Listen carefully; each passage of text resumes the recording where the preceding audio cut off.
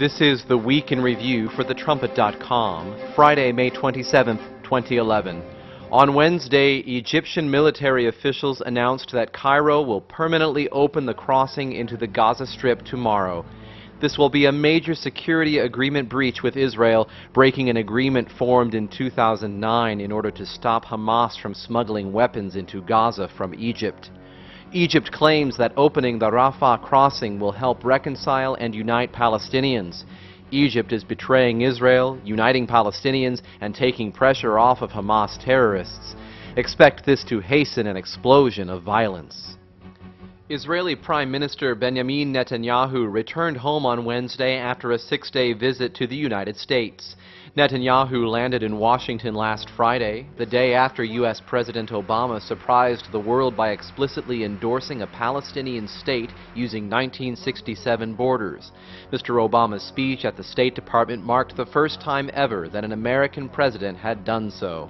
He also stated that a Palestinian state must be contiguous.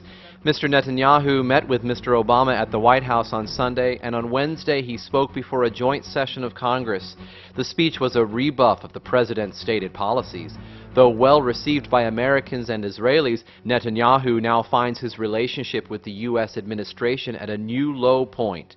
Watch for a break in the historic brotherhood between the United States and the Jewish state. In the same speech, President Obama said that the United States military will begin withdrawing from Afghanistan in July. In order to do so, Washington has accelerated direct talks with the Taliban, according to the Washington Post. The Taliban is in a strong position and will likely be granted considerable power within the Afghan government.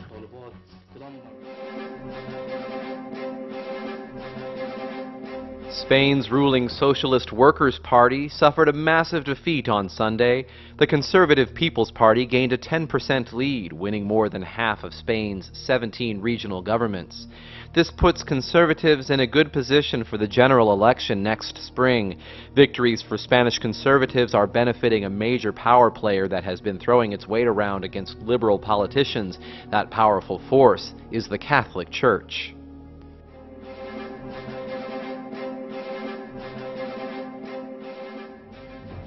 On Saturday, Pakistan announced that China has agreed to take over operations at the Gwadar port.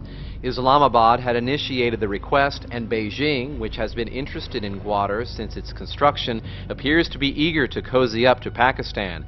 Pakistan also requested of China for a naval base to be constructed at Gwadar for a supply of frigates and for submarine training. For China, the Gwadar port represents access to the Middle East and leverage over the most important oil transport choke point on the globe. It also gives China naval capability in the Arabian Sea and a crucial oil transit terminal. The Gwadar port also provides China with a place to monitor U.S. naval activity.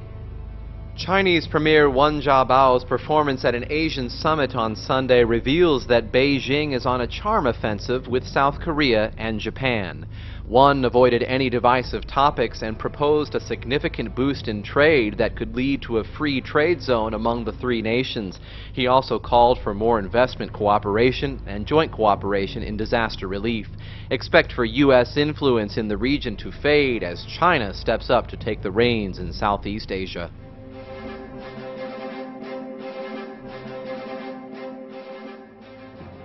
Britain is the third least family-friendly country in Europe. That is the finding of a study by a UK think tank called the Relationships Foundation. The analysis of 25 indicators included financial pressures, work pressures, parenting pressures, and living environment. The two countries that were worse than the United Kingdom were Romania and Bulgaria. Many UK households are experiencing financial difficulty, including debt. The study also found that Britain has the third worst living environment in Europe.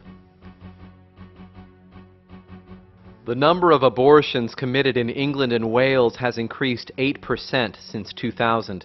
Last year, over 20,000 women under age 25 had a repeat abortion.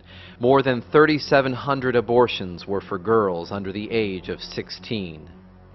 On Monday, the United States Supreme Court intervened to order the state of California to release tens of thousands of prisoners.